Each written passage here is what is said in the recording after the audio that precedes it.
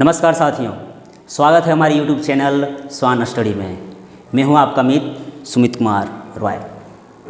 साथियों, आज की इस वीडियो में मैं आप लोगों के लिए लेके आया हूं एक बेहद सुंदर और अच्छी कहानी। यह कहानी हमें बताएगी कि कोई भी व्यक्ति बिना संघर्ष के कोई महान नहीं होता और जीवन जीना इतना भी आसान नहीं होता, और जब तक ना पड़े किसी पत्थर पे हथौड़े की चोट, वो पत्थर भी कभी भगवान नहीं होता।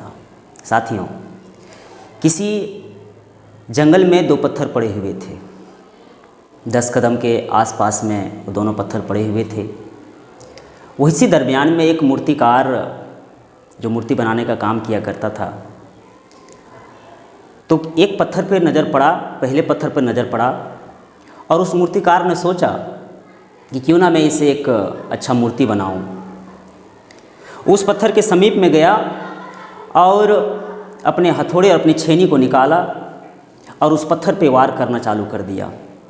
जैसे ही 1-2 वार उन्होंने किया, उस मूर्तिकार ने, उस पत्थर से आवाज़ आया, अरे भाई क्या कर रहे हो, देख नहीं रहे हो यहाँ पे मैं बैठा हूँ, चलो जाओ यहाँ से।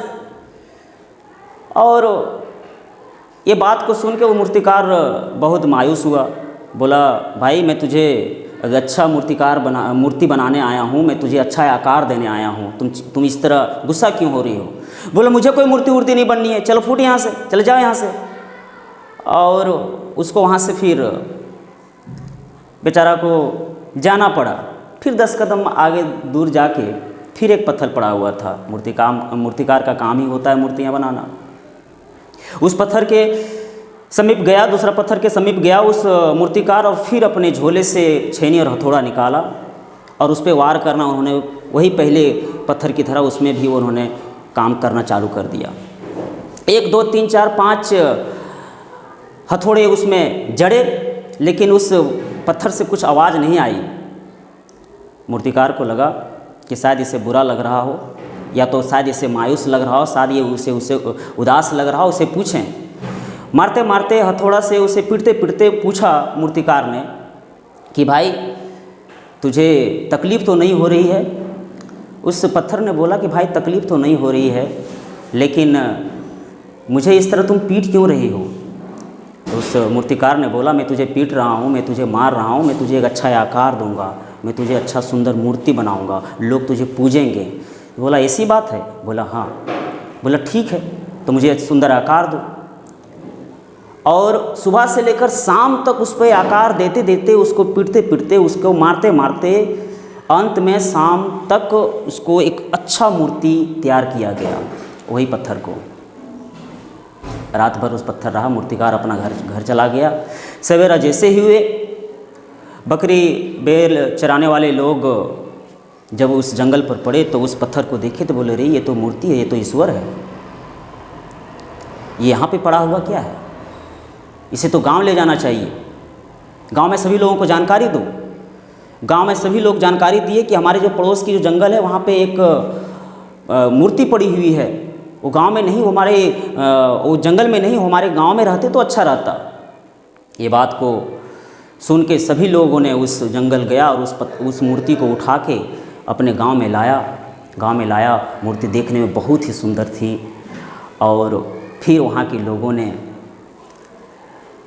उस मूर्ति को एक बहुत ही भव्य मंदिर का निर्माण किया गया उन लोगों के द्वारा। और फिर लोग श्रद्धालुगण उनको पूजने लगे, उन पे माला चढ़ाने लगे।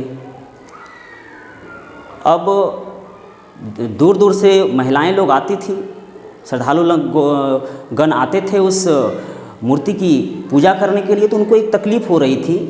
तकलीफ़ इस बात की थी कि जब नारियल वो फोड़ते थे तो उसे कोई अच्छा स्पेस नहीं था, उनके लिए कोई अच्छा जगह नहीं था। तो इस बात को उन्होंने अपने उस बाबा को, वहाँ पे जो पंडित थे उनको उन्होंने बोला कि बाबा यहाँ पे कोई वैसा वस्तु नहीं, वैसा कोई यहाँ पदार्थ नहीं है, सामान नहीं है जो इस नारियल को मैं फोड़ूं, मुझे फोड़ने में तकलीफ़ होती है। तो इस बात को सुन के बगल वाले व्यक्ति ने बोला कि चलिए, यहाँ से मैं इस मूर्ति को लाया हूँ, उसी के 10 कदम पीछे एक मामूली पड़ा हुआ एक पत्थर है, क्यों ना उस पत्थर को मैं यहाँ पे लगा दूँ। बोला ठीक है।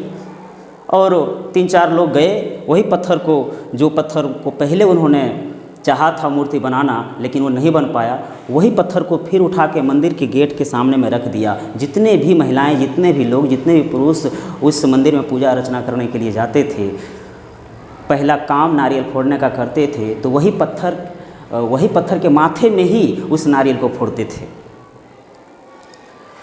नारियल फोड़ते फोड़ते वो पत्थर इतना तंग आ गया था कि शाम को जब सभी लोग घर चले गए तो शाम को आपस में वो मूर्ति और उस पत्थर बातें करने लगे। उस पत्थर ने उस मूर्ति को पूछा कि भाई, जितने भी लोग आते हैं तुम पे माला चढ़ाते हैं, तुम पर दूध देते हैं, तुम पर पानी देते हैं, तुमको प्रसाद देते हैं, लेकिन हम तो यहाँ बाहर में पड़ा हूँ, जितने भी लोग आते हैं मैंने क्या बिगाड़ा है, जितने भी लोग आते हैं हमारे ही सर पे नारियल फोड़ते हैं।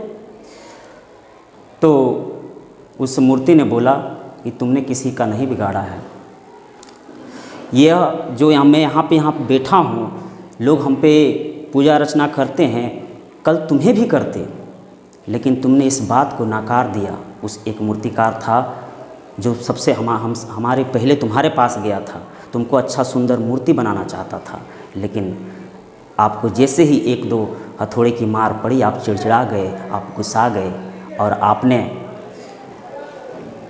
उसे फटकार के भगा दिया और वो व्यक्ति मेरे पास आ गया। और फिर उसने अपने छेनी हथौड़े का प्रयोग हम पे किया और मैं एक सुंदर मूर्ति बन गया, और देखिए मैं आज कहाँ हूँ। तो ये बात को सुनकर वो पत्थर बहुत पछताने लगा। तो साथियों, एक पत्थर किस प्रकार से मार खाता है, एक पत्थर किस प्रकार से हथौड़े की चोट खाता है, एक सुंदर एक अच्छी मूर्ति बनती है, एक अच्छी पहचान बनती है, लोग उनकी इज्जत करते हैं, लोग उनकी कद्र करते हैं। ऐसे ही दुनिया में इज्जत, ऐसे ही दुनिया में कद्र नहीं मिलती है। उसी पत्थर की तरह संघर्ष करना पड़ता है जीवन में, उसी पत्थर की तरह मार खाना पड़ता है, टकराना पड़ता है, जूझना पड़ता है, कठिन परिस्थितियों का सामना करना पड़ता है, तब अंत में जाके एक अच्छा इंसान बन पाएंगे। तो साथियों, आज का ये था हमारा कहानी। यदि आपको अच्छा लगा हो तो इस हमारे वीडियो को ज़रूर लाइक करें और दूसरे लोगों तक भी शेयर करें, और चैनल में यदि आप नए हैं तो हमारे चैनल को ज़रूर सब्सक्राइब कीजिए। Thank you so much. नमस्कार।